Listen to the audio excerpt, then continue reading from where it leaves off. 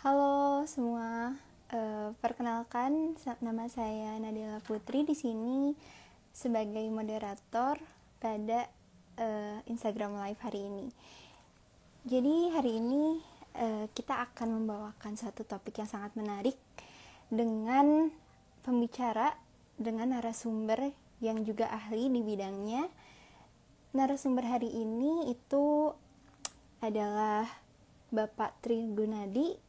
Beliau itu merupakan dosen vokasi di Universitas Indonesia, juga merupakan founder dari Yamed Child Development Center, dan juga merupakan konsultan anak berkebutuhan khusus. Nah, karena di sini Bapak Tri Gunadi belum join, mungkin saya akan mengenalkan sedikit tentang VWC atau Vocation Wellness Center kepada Bapak Ibu, teman-teman sekalian yang baru mengunjungi Instagramnya hari ini. Jadi VWC itu merupakan klinik milik vokasi UI yang mana ini melayani pelayanan fisioterapi, okupasi terapi, dan pelayanan-pelayanan kesehatan lainnya. Jadi buat Bapak Ibu atau teman-teman sekalian yang penasaran, boleh main-main langsung ke VWC UI. Nah, di sini mungkin terima kasih banyak sebelumnya sudah menyempatkan diri untuk mengikuti live pada hari ini.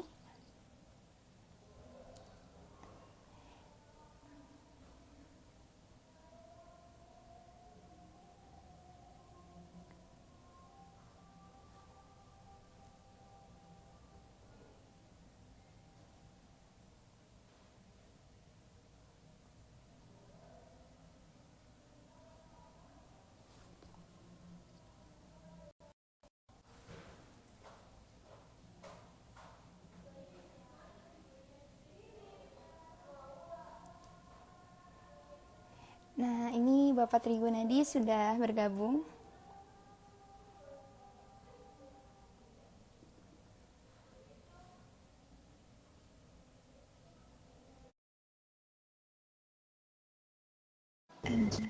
Ya, assalamualaikum Halo, warahmatullahi wabarakatuh. Waalaikumsalam warahmatullahi wabarakatuh. Selamat malam, Pak. Ya, malam. Kita malam ini ya akan banyak membahas tentang konsentrasi pada anak. Baik, sebelumnya apa kabar Bapak malam ini? Alhamdulillah sehat. Alhamdulillah sehat. Mungkin dari tadi Hmm, sudah banyak yang tahu juga apa topiknya hari ini ya Pak. Mungkin ya, boleh diperkenalkan dulu nih Pak, apa namanya, buat memperkenalkan kepada yang lain tentang fokus konsentrasi belajar pada anak autis usia sekolah. Itu seperti iya, apa? ya, oke.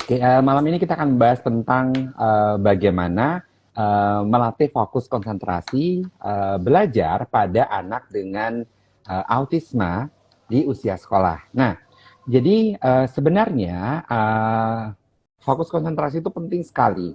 Kenapa? Karena fokus konsentrasi itu adalah gerbangnya. Jadi gerbangnya semua pembelajaran yang akan masuk ke otak kita.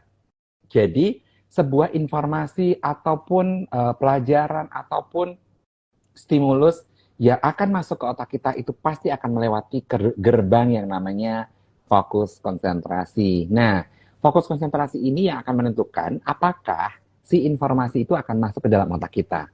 Akan masuk ke dalam yang namanya short term memory atau memori jangka pendek.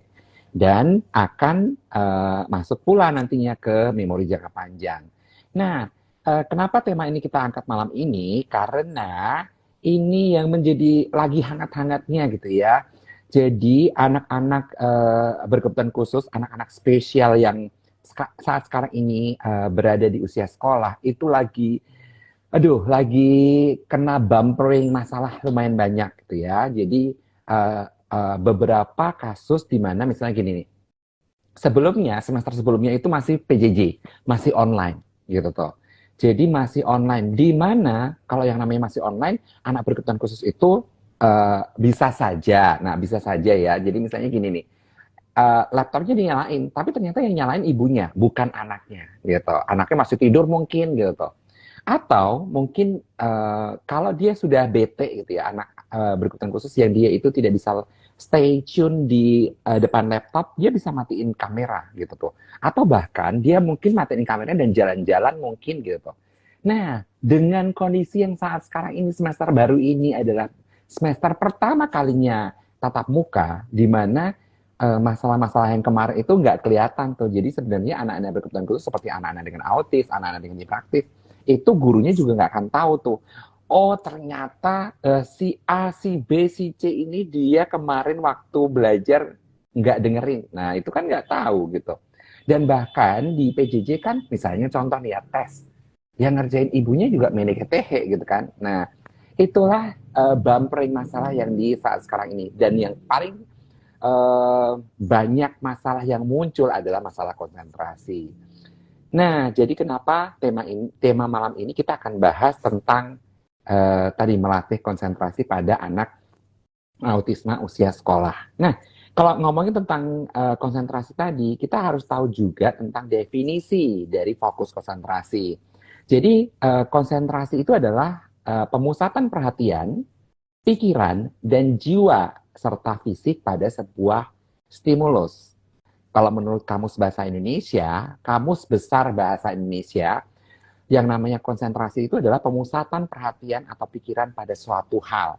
Dan kalau menurut psikologi umum gitu ya, konsentrasi belajar adalah kemampuan memusatkan pikiran terhadap aktivitas belajar. Dan kalau nanti berhubungan dengan kemampuan konsentrasi belajar siswa, berarti adalah suatu perilaku atau fokus perhatian dari siswa tersebut untuk memperhatikan dengan baik setiap pelaksanaan pembelajaran atau materi pelajaran serta dapat memahami setiap materi pelajaran tersebut gitu. Nah, itu yang kita akan bahas di malam ini gitu. Baik, itu menarik sekali ya Pak. Terutama mungkin dari saya sendiri saja yang bukan anak di bawah di usia sekolah pada SD TK. Sebagai mahasiswa kadang sulit mengatur konsentrasi gitu ya Pak. Apalagi ini topik kita hari ini pada anak autis Ya, yang apa cukup istimewa ya Pak tentunya penanganannya. betul. Untuk itu sendiri bagaimana nih Pak? Apa ya pengenalan mungkin mengenal lebih jauh tentang penanganan pada anak autis terkhusus untuk konsentrasi dalam belajar ini. Ya, yang jelas gini, kalau kita ngomongin tentang fokus konsentrasi, kita akan lakukan yang namanya assessment. Assessment itu bagaimana kita melihat kemampuan atau kapasitas konsentrasi si anak itu. Nah, konsentrasi sebenarnya itu nanti akan terbagi menjadi 5, gitu ya, menjadi 5. Nah, yang pertama adalah yang disebut sebagai namanya adalah sustain attention atau namanya adalah span attention atau nama bahasa Indonesia adalah namanya rentang atensi. Di mana hitungannya adalah lamanya. Jadi lamanya seorang anak itu melakukan kemampuan dalam perhatian gitu tuh. Itu yang pertama, namanya adalah rentang atensi. Nah, rentang atensi ini sebenarnya cara menghitungnya sederhana sekali ya. Jadi nanti cara gampangnya untuk menghitung rentang atensi itu adalah 2 sampai 5 dalam ukuran menit kali usia dalam bentuk tahun. Jadi misalnya contoh, anak di usia 3 tahun. Rentang atensinya sebenarnya seberapa sih cara sederhananya gitu ya. Ini menurut Barton D. Smith ya, jadi seorang ahli gitu ya, itu menemukan rumus ini. Jadi 2 sampai 5 kali 3 tahun tadi. Jadi 2 kali 3 berarti 6. 3 kali 5 berarti 15. Jadi anak usia 3 tahun itu rentang atensinya adalah sekitar dari 6 menit sampai 15 menit. Jadi sebenarnya juga ini yang harus diperhatikan juga ya bagi para orang tua, bagi para guru gitu ya kalau mau mengajari atau mau mengajar anak di rentang usia 3 tahun tadi. Jadi ya jangan lepas dari rentang 6 sampai 15 menit tadi gitu ya. Jadi nggak fair gitu ya, nggak fair dalam artian gini nih. Anaknya itu dikatakan, kamu tuh nggak fokus, kamu tuh nggak atensinya jelek, kamu fokusnya sana jelek. Tapi ternyata si gurunya ngasih ngasih tugas pada anak usia 3 tahun sampai 20 menit sampai 30 menit sampai 1 jam bahkan gitu ya. Jadi itulah yang seringkali menjadi masalah karena ternyata banyak orang tua atau bahkan guru atau orang dewasa yang tidak memahami bahwa rentang atensi anak itu ada ukurannya ya. Nah, kayak gitu. Setiap usia beda ya. Nah, itu yang menjadi masalah seringkali justru akhirnya ngeblaming atau menyalahkan anak di mana kamu tuh nggak fokus, kamu tuh nggak konsentrasi, kamu tuh kok malah bermain-main. Nah, kayak gitu tuh. Nah, itu pun baru dari satu aspek tadi yang namanya rentang atensi. Aspek yang kedua adalah namanya focus attention. Bagaimana dia memusatkan perhatian. Yang ketiga adalah namanya selective attention. Selective attention itu adalah bagaimana si anak ini memisahkan mana stimulus yang perlu diperhatikan, mana yang nggak perlu diperhatikan. Yang dimaksud dengan selective attention itu misalnya contoh gini nih. Anak mencari ibunya di antara kerumunan orang yang memakai baju yang hampir sama. Misalnya ibunya lagi pakai seragam ibu Persit misalnya gitu ya, pakainya hijau-hijau semua nih. Aduh, mana yang ibu gue nih? Nah, itu namanya adalah selective attention. Memisahkan, membuang mana stimulus yang tidak diperlukan dan mencari stimulus yang diperlukan. Nah, termasuk memilih multiple choice gitu tuh. Jadi misalnya contoh nih, di bawah ini adalah warna bendera Indonesia gitu tuh.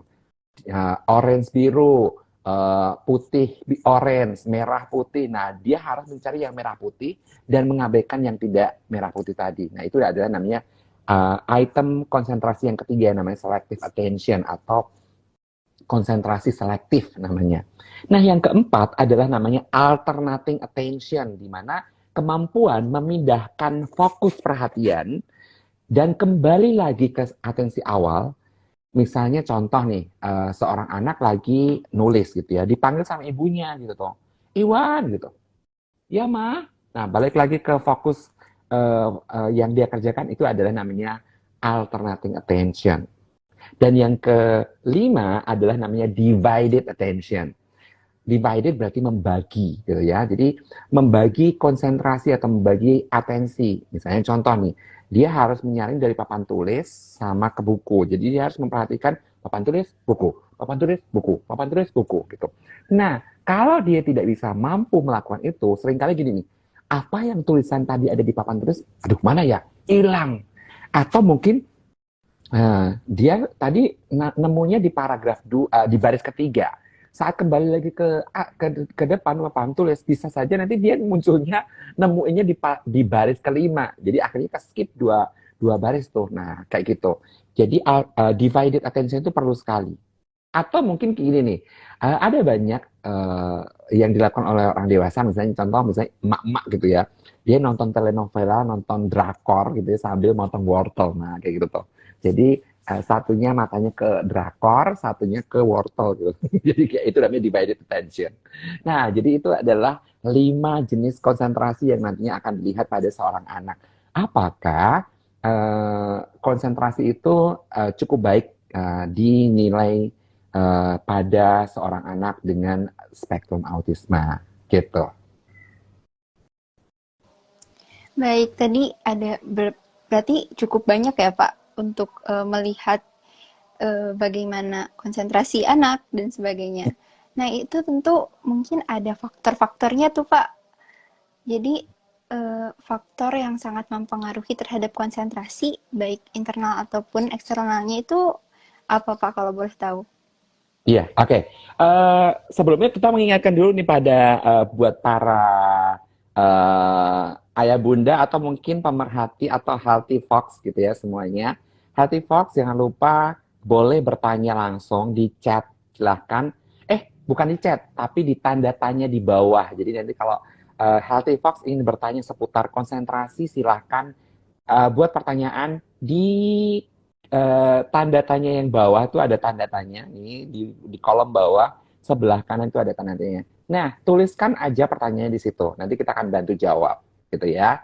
Oke, menjawab tadi pertanyaan bahwa faktor-faktor apa saja itu yang berpengaruh pada konsentrasi. Nah, sebelum masuk ke faktor-faktor, kita akan lihat dulu nih, sebenarnya ciri konsentrasi yang baik, yang bagus itu seperti apa sih gitu ya. Nah, kita akan bagi jadi rentang usia tadi. Jadi rentang usia 1 tahun sampai 3 tahun itu ciri jika anak tersebut mempunyai rentang atensi yang baik atau konsentrasi yang baik itu adalah satu yang pertama.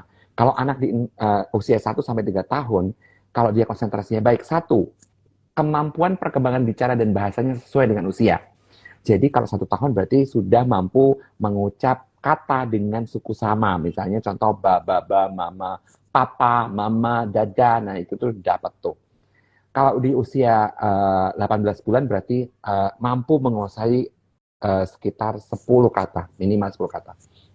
Kalau di usia 2 tahun berarti minimal 50 kosakata. Dan kalau di usia 3 tahun sebelumnya 2,5 tahun dulu. 2,5 tahun itu mampu menguasai minimal 400 sampai 800 kosakata. Dan kalau anak di usia 3 tahun itu mampu minimal 1000 kosakata sampai 1600.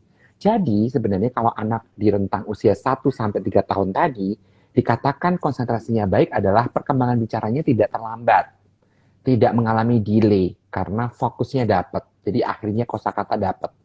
Dan anak-anak di rentang usia 1 sampai 3 tahun dikatakan atensi atau konsentrasinya bagus adalah mampu antusias di dalam interaksi dengan lingkungan, termasuk mampu mendengarkan saat diajak bicara sama bundanya atau orang lain dengan one on one gitu ya. Dan dia tidak tertinggal milestone atau tugas perkembangan lainnya di usia 1 sampai 3 tahun tadi gitu. Nah, kalau di usia 3 sampai 6, 3 tahun sampai 6 tahun itu ciri dikatakan dia konsentrasinya bagus adalah perhatian terpusat. Jadi kemampuan di dalam rentang atensi itu terpusat. Terus antusias waktu dia ada di kegiatan di PAUD. Jadi kan kalau usia di 3 sampai 6 tahun itu kan masih di seputar playgroup dan TK ya. Jadi dia aman, dia antusias mengikuti pelajaran-pelajaran atau kegiatan-kegiatan yang ada di PAUD. Baik itu kegiatan motorik kasar, baik itu kegiatan motorik halus, baik itu kegiatan yang ada di kelas dengan melibatkan mungkin paper and pencil, mewarnai, menulis kayak gitu. Dan tidak tertinggal di dalam tuntutan kelasnya, termasuk di usia 3 sampai 6 tahun jika dikatakan konsentrasinya bagus adalah kemampuan bahasa dan komunikasinya juga sesuai gitu ya. 3 tahun tadi 1000 sampai 1600, 4 tahun 1600 sampai 2500. 5 tahun 2500 sampai 7000. Nah, kayak gitu. Jadi kosakata itu cukup untuk berkomunikasi serta aktif di dalam kegiatan kelas seperti mendengarkan cerita, mampu berinteraksi dengan teman-temannya, itu adalah ciri konsentrasi yang bagus di antara rentang 3 sampai 6. Nah, kalau di 6 sampai 12, ciri konsentrasi yang baik seperti apa? 1, perhatian terpusat, antusias dalam belajar. Jadi kata kunci antusias dalam belajar itu penting sekali. Karena ada beberapa anak yang nantinya dia tidak antusias dalam belajar, perlu dicurigai bahwa dia mengalami gangguan konsentrasi. Meskipun nanti ada aspek lain ya, seperti motivasi belajar, minat belajar, kayak gitu tuh. Tapi sebenarnya nantinya yang akan sangat penting adalah tadi, antusias di dalam belajar, tidak ada ketertinggalan kemampuan akademik dibandingkan anak-anak di usianya, dan tenang di dalam belajar, serta mampu mengemukakan ide dengan baik saat di dalam kelas maupun kegiatan-kegiatan di luar kelas, serta dia mampu aktif dalam belajar, serta mampu menyerap pembelajaran dengan baik, pembelajaran yang ada di sekolah. Itu adalah ciri dari konsentrasi yang baik. Nah, kalau ngomongin tentang faktor-faktor tadi yang membuat akhirnya anak itu bagus atau tidak gitu ya, yang membuat anak itu akan bagus atau tidak di dalam konsentrasinya itu ada 2 faktor sebenarnya. Faktor internal itu di dalam tubuh, jadi dari dalam, dan faktor eksternal. Nah, sebenarnya yang membuat anak itu mempunyai fokus konsentrasi yang bagus karena faktor internalnya apa? Yang pertama, kesehatan. Jadi anak itu lagi sehat atau enggak, lagi fit atau enggak gitu. Jadi jangan salahkan dia itu nggak konsentrasi karena lagi emang nggak enak badan gitu. Lagi demam gitu. Jadi yang pertama adalah faktor kesehatan. Yang kedua, faktor inteligensia. Jadi faktor kecerdasan inteligensia. Jadi anak-anak yang mempunyai kecerdasan yang baik itu rata-rata fokus konsentrasinya baik pula. Yang ketiga adalah ketertarikan, jadi interest. Jadi kalau dia itu nggak tertarik sama matematika, ya jangan salahkan anak itu tidak fokus pada pelajaran saat pemberian materi pembelajaran matematika, gitu. Makanya kenapa penting sekali nih sebenarnya para ayah bunda nih, gitu, para healthy folks semuanya nih, gitu ya, kalau mempunyai anak, sebenarnya membangun minat itu sangat penting. Jadi sebenarnya itu pula yang menyebabkan pemerintah mengeluarkan peraturan gitu ya, bahwa PAUD itu nggak penting baca, tapi justru yang penting adalah mengembangkan minat bacanya gitu. Jadi itu kenapa? Karena memang sebenarnya yang paling penting adalah membangun ketertarikan, membangun minat. Karena minat itu adalah faktor internal dari anak itu akan fokus atau tidak. Nah, yang kelima adalah faktor motivasi. Nah, ingat namanya juga motivasi ya gitu ya, yang menggerakkan, yang mengarahkan anak itu akan mampu fokus atau tidak. Yang keenam adalah faktor bakat. Yang ketujuh adalah faktor kelelahan. Jadi ingat nih, kelelahan. Jadi kalau anak itu lelah ya jangan salahkan, dia tidak fokus.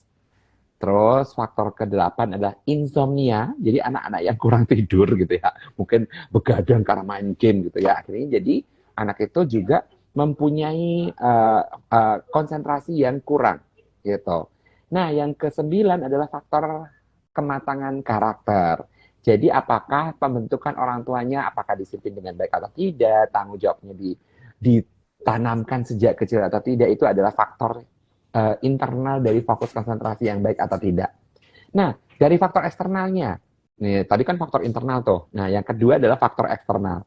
Yang pertama faktor eksternal itu adalah orang-orang di dalam keluarga tersebut. Jadi misalnya contoh ayah bunda yang tidak memberikan contoh yang baik, ayah bunda yang mungkin juga tidak mengarahkan anaknya gitu ya. Orang-orang yang dia itu sibuk sendiri, anaknya dibiarin begitu aja, nggak pernah ada dikasih jadwal, pernah diingatkan, adik, ayo belajar yuk, adik, nah kayak gitu. Jadi akhirnya jangan salahkan, akhirnya faktor eksternalnya yang orang-orangnya itu yang membuat akhirnya jadi tidak fokus anaknya. Itu faktor orang-orangnya.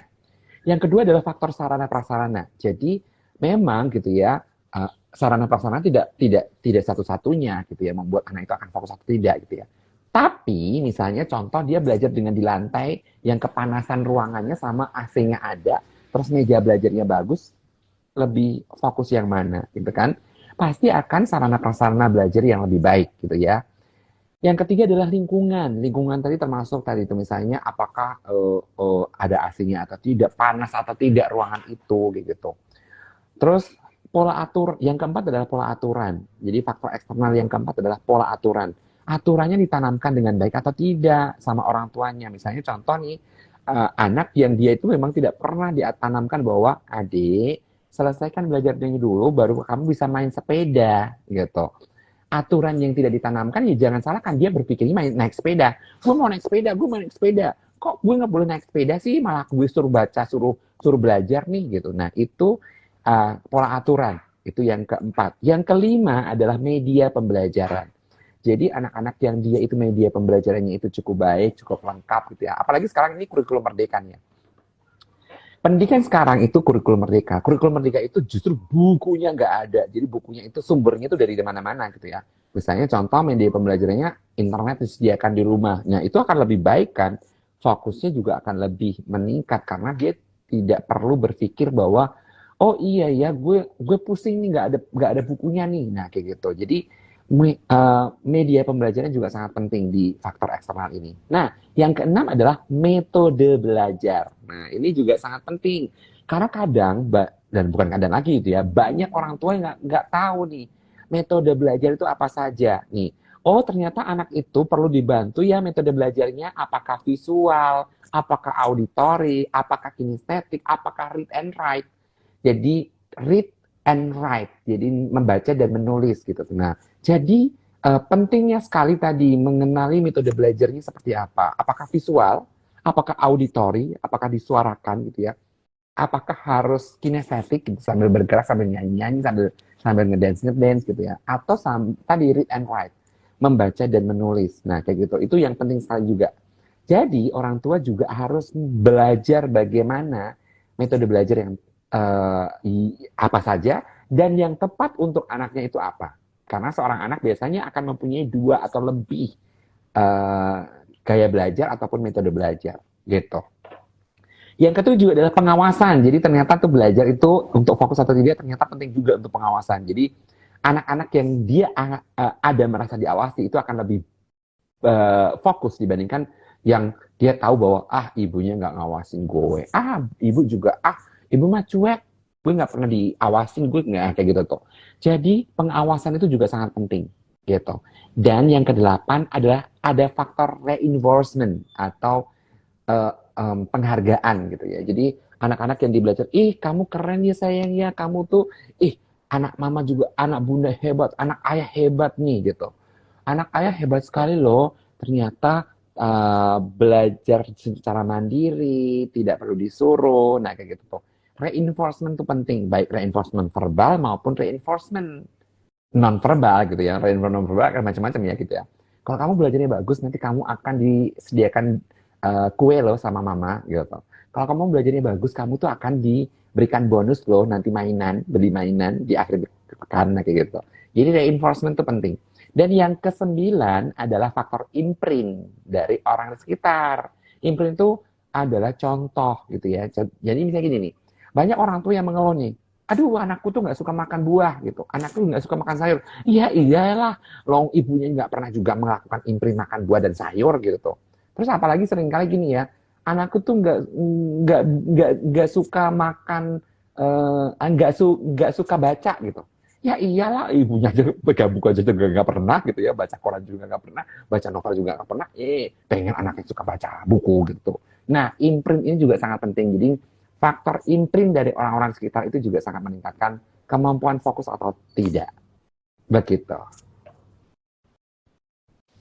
Banyak sekali ya Pak yang faktor-faktor yang turut mempengaruhi tentang tingkat konsentrasi dan bahkan kadang cara pandang atau persepsi tentang konsentrasi anaknya juga salah gitu ya, dikasih berapa menit padahal itu terlalu lama gitu ya Pak.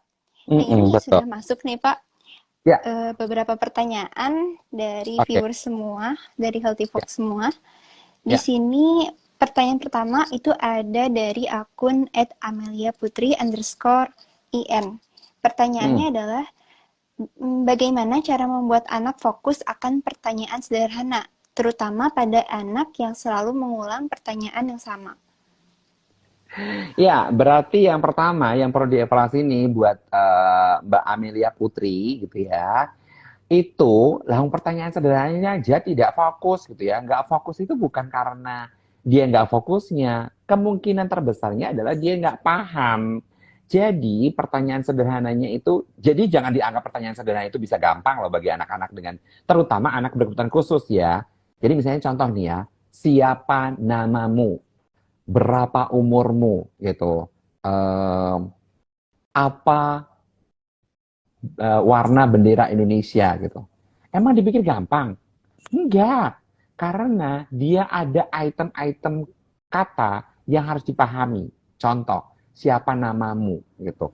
Siapa, contoh tadi siapa, nanti akan berhubungan dengan why question. Jadi apakah anak itu kalau siapa itu jawabannya apa gitu, apakah dia paham atau tidak? Belum tentu anak itu paham. Jadi dan gini, siapa emang anak sudah tahu kalau itu siapa itu bisa saja hewan gitu. Jadi ini yang perlu dipahami dulu pada anak dengan dia itu nggak fokus pada pertanyaan sederhana, yang perlu dievaluasi adalah pemahaman terhadap pertanyaan tersebut sendiri.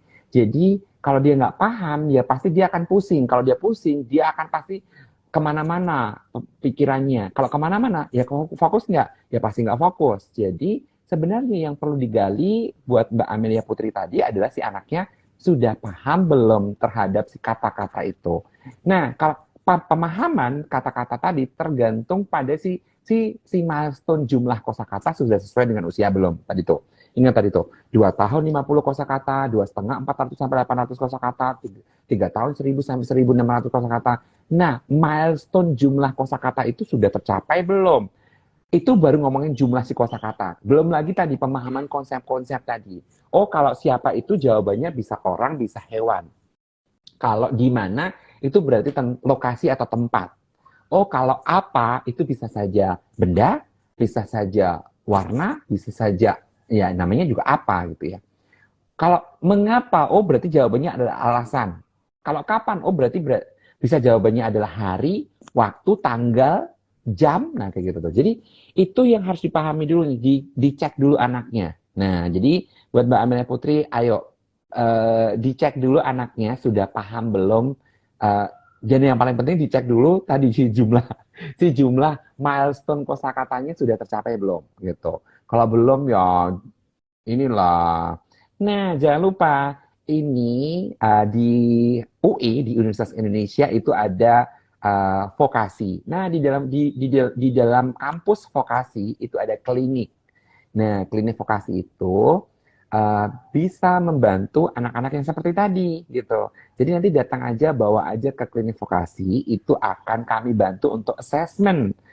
Tadi milestone kosakatanya sudah cukup belum, pemahaman konsepnya sudah benar atau belum, itu nanti akan kita bantu. Dan ada terapinya juga loh.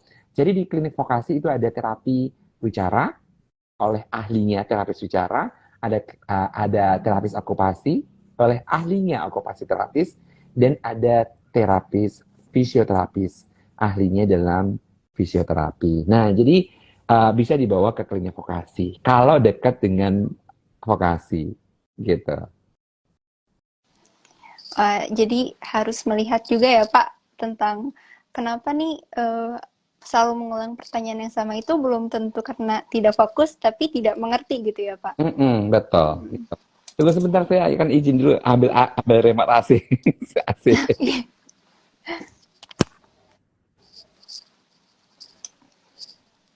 Nah, sambil menunggu Pak Tri Gunadi kembali, nah udah kembali. Ya, silakan. Dilanjutkan ya Pak. Ya. Pertanyaan selanjutnya ini ada dari akun @diwiga Dewi gimana ya bacanya? Diwigea. Di sini pertanyaannya, apakah rentan attention ini juga berlaku saat terapi SI dan ABA atau TW? Iya, buat akun Diwigea ya, Diwigea. Iya, berlaku. Jadi intinya adalah rentang atensi itu adalah dia kemampuan dalam rentang atensi saat melakukan kegiatan. Nah, jadi kegiatan antara gross motor, fine motor, ini SI itu berarti sensorik ya. Sensori integrasi berarti berhubungan dengan gross motor sensori. Jadi sensori motor lah kita sebutnya. Jadi aktivitas sensori motor, sensori yang berhubungan nanti sensori motor kasar, sensori motor halus, ABA gitu ya, Applied Behavior Analysis maupun terapi wicara itu memang berlaku. Makanya nanti kalau di dalam terapi itu akan dibagi nih, misalnya contoh di ruang di terapi SI.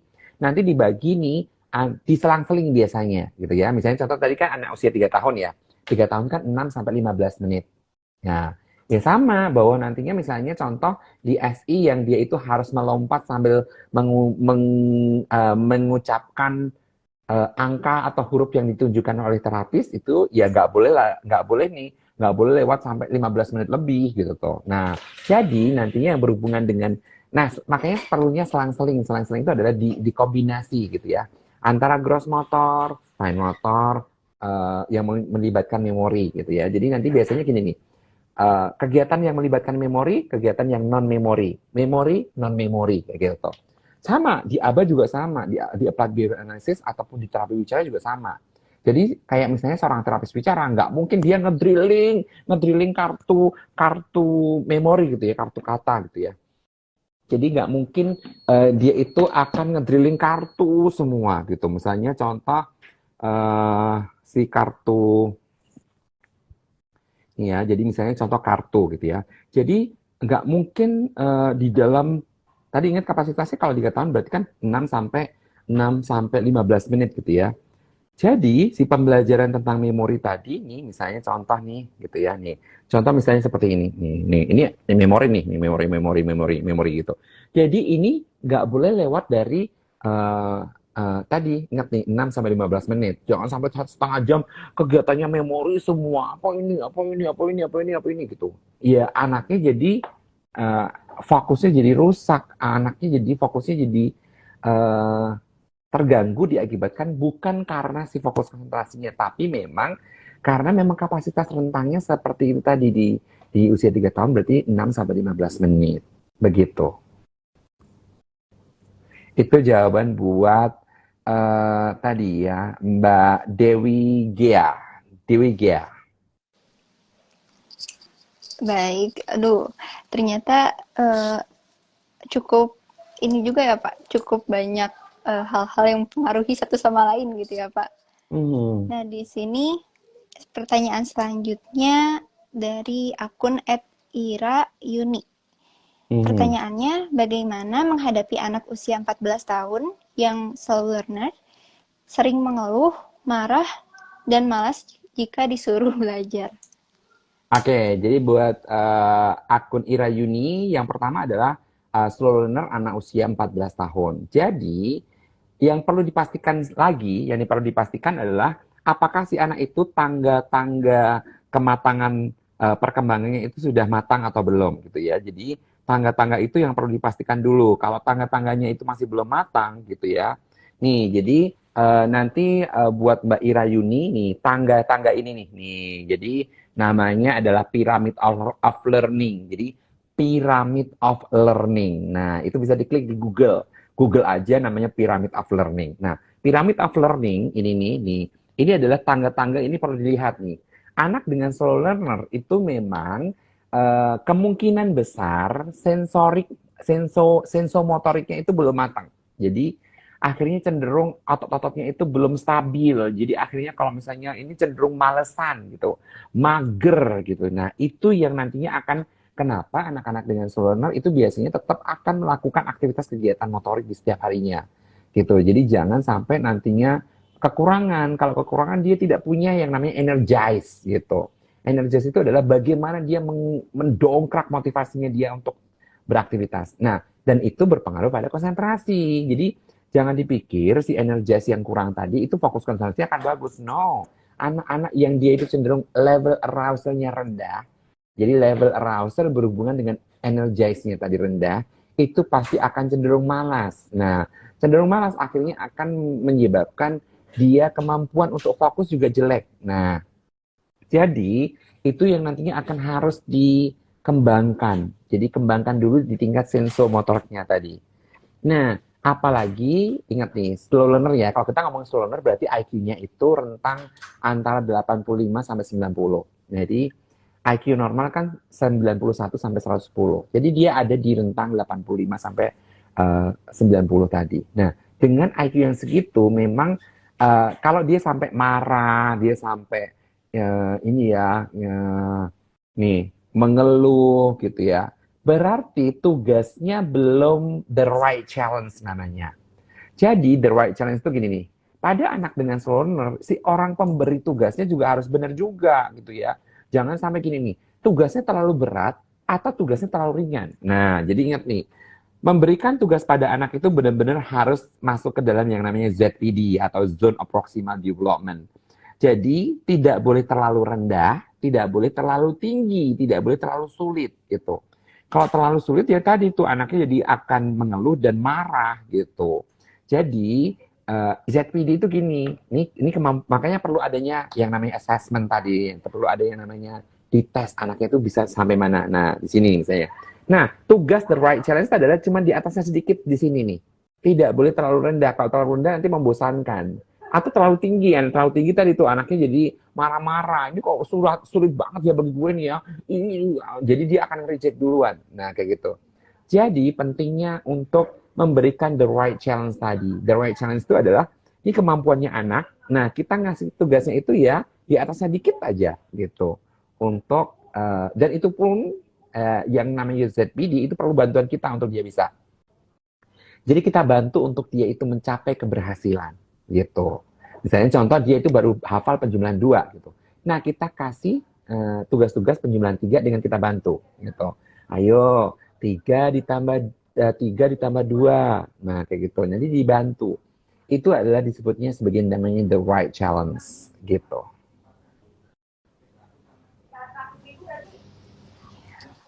Baik, eh, mungkin untuk Mbak eh, Irayuni udah dicatat kali ya tadi apa-apa saja jawaban dari Bapak Trigunadi. Nah, pertanyaan selanjutnya nih Pak, Nah, dari ini akun dulu, Mas ingatkan dulu nih, karena ada banyak yang bertanya di kolom chat. Jadi nanti kalau kolom chat tidak terbaca nih sama kita nih.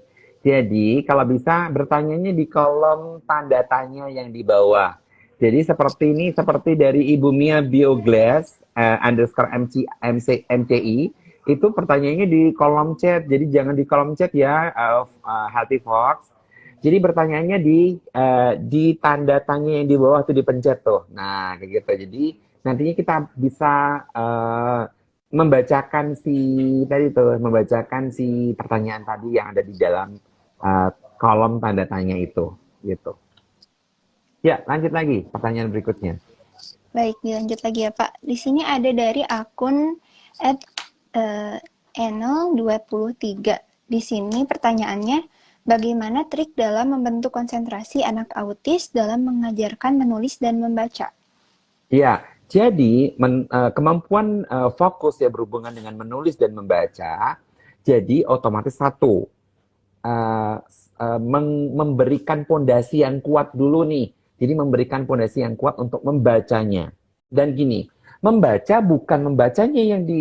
jadi gini, membacanya bukan membacanya yang akan dikuatkan, tapi adalah meaningnya dulu nih, meaning dari si kata. Jadi ingat nih, apakah kosakata di anak autis tersebut itu cukup atau tidak gitu ya. Misalnya contoh bola, baju, topi. Nah, dan itu pun akan diurutkan gitu ya, akan diurutkan, kita sebutnya adalah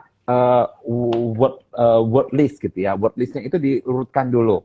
Jadi nih, jadi word listnya itu diurutkan dari yang silabel sederhana kita sebutnya ya. Silabel sederhana itu kata terbuka tadi tuh.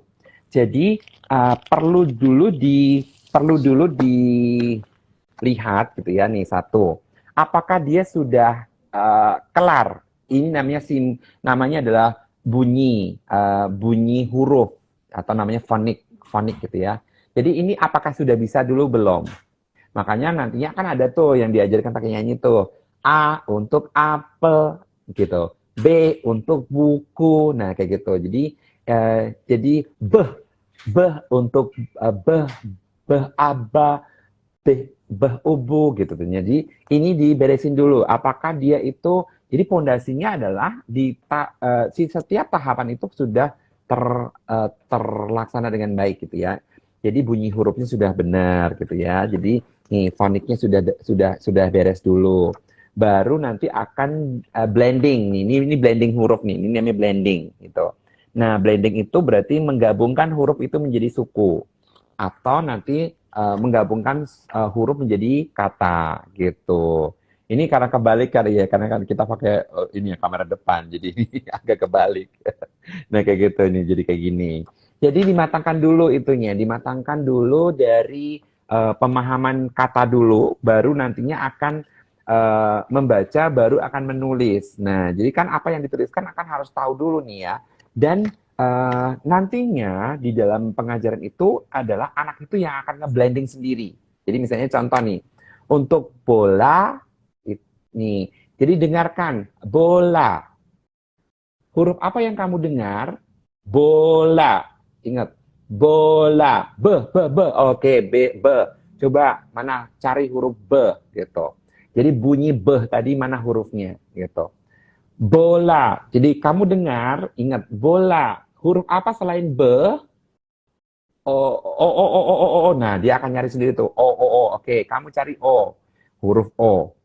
Dengarkan lagi, ingat, bola. Huruf apa lagi selain B, O?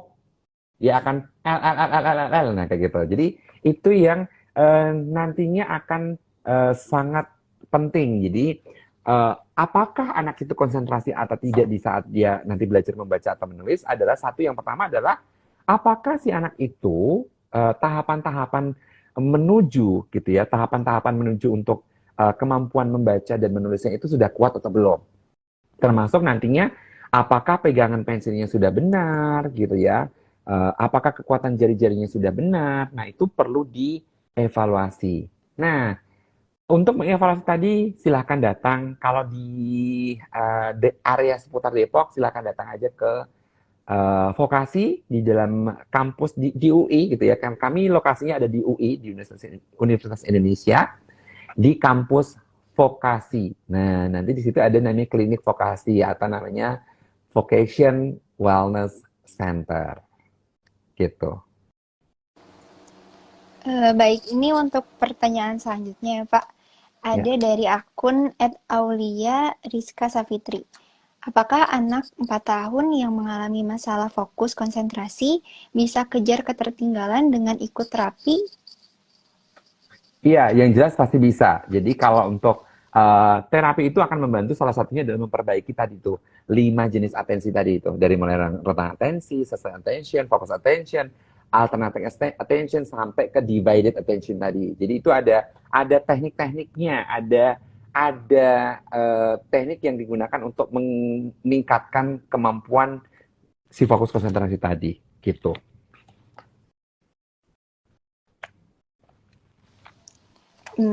Oke, baik. Ini untuk pertanyaan selanjutnya dari akun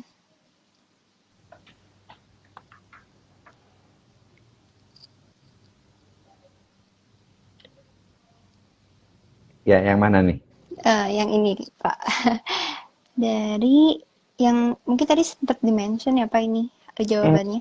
Dari Hmm. akun cumens_17, untuk mengetahui cara gaya belajar anak, itu apakah harus tes psikotes dulu apa enggak?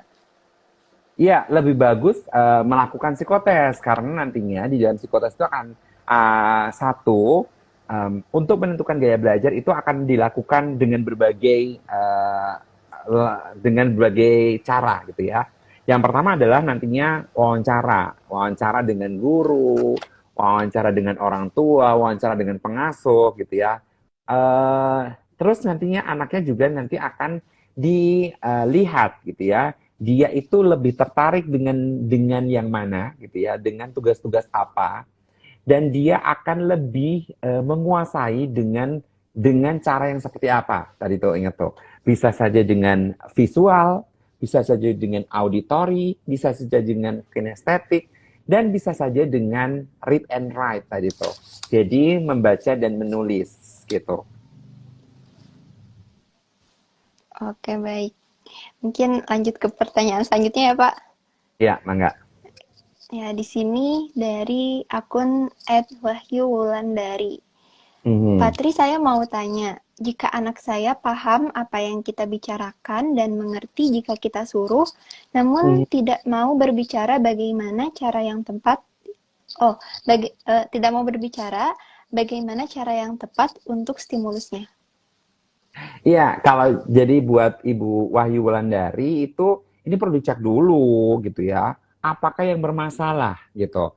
Yang bermasalah apakah satu, yang saya curigai adalah ini anak impulsif. Impulsif itu aduh keras kepala gitu. Jadi anaknya itu memang belum patuh dengan aturan sosial gitu. Ego tinggi gitu. Jadi egonya tinggi banget dan bahkan nanti perlu dicek tuh kematangan emosinya gitu ya. Apakah anaknya itu masih tantrum gitu ya, apakah itu anak itu masih rejection terhadap tugas-tugas yang ada di sekitar gitu ya. Jadi itu perlu yang pertama dilihat dulu nih, apakah dia tingkat tingkat kepatuhan dan tingkat sosial emosinya itu sudah matang atau belum, itu yang pertama. Yang kedua, apakah dia itu mengarah ke gangguan, namanya gangguan bahasa ekspresif.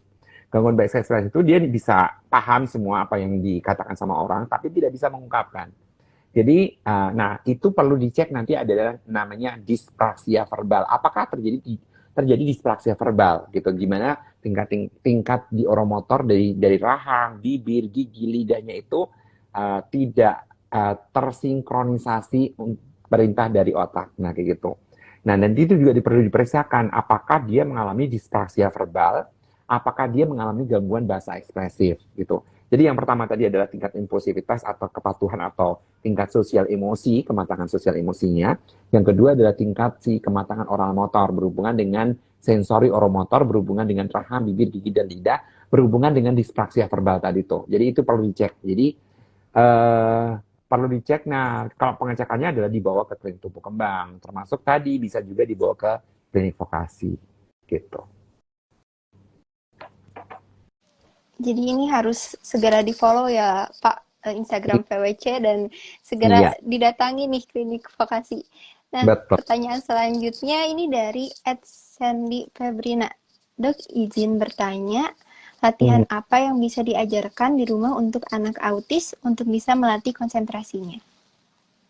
Oke, yang jelas adalah yang mana dulu nih ya, gitu. Jadi gini, jadi yang sebenarnya akan harus kita lakukan, mau latihan yang mana gitu.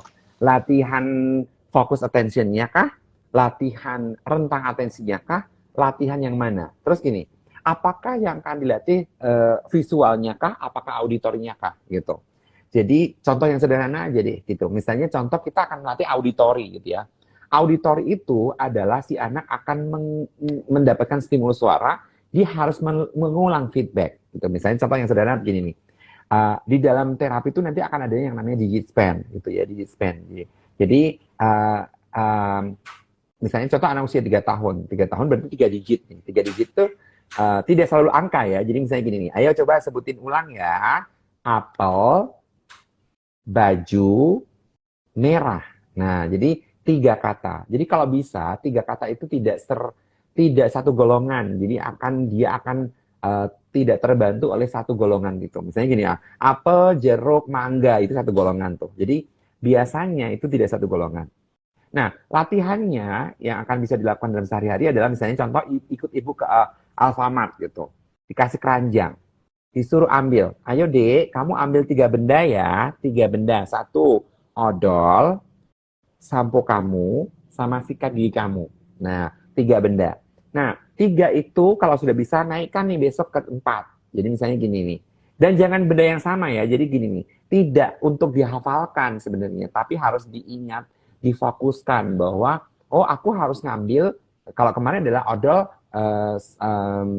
sabun sama sikat gigi misalnya gitu. Nah, besok beda lagi, jangan itu lagi gitu tuh. Dan naikkan jadi dari 3 ke 4. Nah, itu baru yang forward loh ya. Yang backward itu adalah mengulang kembali. Jadi misalnya gini, ayo deh coba ikutin ya, meja, baju. Jadi harusnya baju, meja gitu. Atau angka juga boleh, misalnya 5, 2. Dia harus 2, 5. Jadi dibalik gitu. Itu baru 2 digit tuh. Nanti kalau udah 3, berarti misalnya 5, 2, 7. Jadi harusnya 7, 2, 5. Nah, kayak gitu. Itu yang auditori. Jadi adalah mengulang kata atau mengulang digit itu yang untuk auditori. Kalau yang visual, gampang, sederhana aja. Misalnya contoh nih ya, kalau dia itu tergantung nanti anaknya usia berapa. Usia berapa sudah mengenal angka atau huruf belum, misalnya gitu ya. Nih misalnya contoh nih dari sini nih dari sini aja nih, misalnya contoh gitu ya. Dari sini ada banyak sih sebenarnya ya gitu. Kalau udah mengenal angka huruf akan lebih banyak gitu ya. Misalnya dia harus mencari kata yang ada di dalam kotak huruf kayak gini. Boleh mendatar, boleh menurun, boleh ke samping gitu ya. Suka ingat kan tuh ada namanya kuis puzzle alfabet puzzle namanya. Jadi dia akan nyari kanguru gitu tuh. Nah, itu bisa juga atau mungkin bisa juga misalnya dengan menggunakan misalnya ada koran datang, nah si anaknya suruh nyoretin huruf A. Hurufnya A-nya aja dicoret-coretin. Set A. Ada yang kelewat atau tidak gitu. Nah, jadi visual lebih mudah gitu ya. Atau misalnya mau ditambah dengan tugas memori gitu ya. Tugas memori sebenarnya itu bisa juga dilatihkan dengan misalnya contoh nih. Nih, di sini ada 6 kotak. Nah, enam gambar ini dilihat dulu sama anak. Nanti kalau sudah ditutup, nah gambar yang di pojok kanan itu apa? Gambar di pojok kiri atas itu apa? Nah gitu, itu adalah namanya konsentrasi untuk visualnya. Nah gitu tuh. Jadi tergantung yang jelas adalah mau mau ngelatih apa, terus apakah visual, apakah auditori tadi. Dan yang jelas untuk latihan-latihan tadi sebenarnya adalah lebih baik dikonsulkan dulu nih ke kalau nanti ke vokasi itu akan bertemu dengan ahlinya namanya okupasi terapis, nanti akan dilihat perlu latihan apa. Nah, baru tuh bisa nanti dikasih PR untuk dikerjakan di rumah. Baik. Eh, Iya, ternyata untuk waktunya, waktunya udah tinggal 4 menit nih. Jadi, gimana nih Pak? iya, jadi kita mungkin ini dulu ya, minta pengertiannya buat para Healthy Fox semuanya gitu ya. Bahwa waktu kita tinggal 4 menit, jadi nanti kita akan sambung lagi mungkin di lain waktu gitu ya. Dengan tema yang sama boleh, dengan tema yang berbeda juga boleh gitu ya. eh tapi hari ini kita cuma sampai di jam 20 gitu. Jadi saya langsung aja ya mungkin bikin closing statementnya ya. Jadi nanti 4 menit cukup sebentar soalnya gitu ya. Oke, buat para healthy fox semuanya, eh kita hari ini membahas tentang konsentrasi. Nah, konsentrasi ini sebenarnya penting banget, Bu. Bukan hanya untuk anak dengan autis, tapi juga untuk anak tipikal sekalipun gitu ya. Apalagi yang tadi tuh kita lihat bahwa di semester ini memang anak-anak ini sedang mengalami bumpering masalah gitu ya. Selain sudah tatap muka, harus bangun pagi, harus apalagi kalau yang sekolahnya itu masuk di jam 7, harus dari rumah mungkin kalau rumahnya agak jauh mungkin jam 6 sudah berangkat begitu. Belum di tengah kemacetannya Jakarta yang sebegini rumitnya gitu ya, apalagi kalau udah Senin gitu ya. Nah, itu yang sangat penting kita harus pikirkan bahwa kita mesti lihat apakah anak-anak ini mengalami gangguan konsentrasi atau tidak. Nah, kalau mengalami gangguan konsentrasi, ayo segera bawa aja ke klinik tumbuh kembang, termasuk bisa dibawa ke, kalau area dekat di Depok, bisa dibawa ke klinik vokasi. Nah, nanti akan kita bantu untuk melakukan screening apakah anak ini memang mengalami gangguan konsentrasi atau tidak, jenisnya apa, dan bagaimana solusinya gitu. Oke, itu aja dari saya dan semoga bermanfaat informasi yang cuma 1 jam ini gitu ya dengan Instagram Live yang di malam ini dan kita mungkin akan ketemu lagi di lain kesempatan kok. Jadi jangan khawatir kita ini Instagram Live-nya VWC ini dilakukan seminggu sekali setiap hari Kamis. Nah, jadi selalu nantikan infonya. Jangan lupa di follow Instagramnya Vokasi Wellness Center dan nantikan informasi-informasi kesehatan lainnya di lain kesempatan. Baik, ini waktunya tidak terasa ya Pak. Udah selesai aja padahal masih cukup banyak pertanyaan-pertanyaan yang belum terjawab.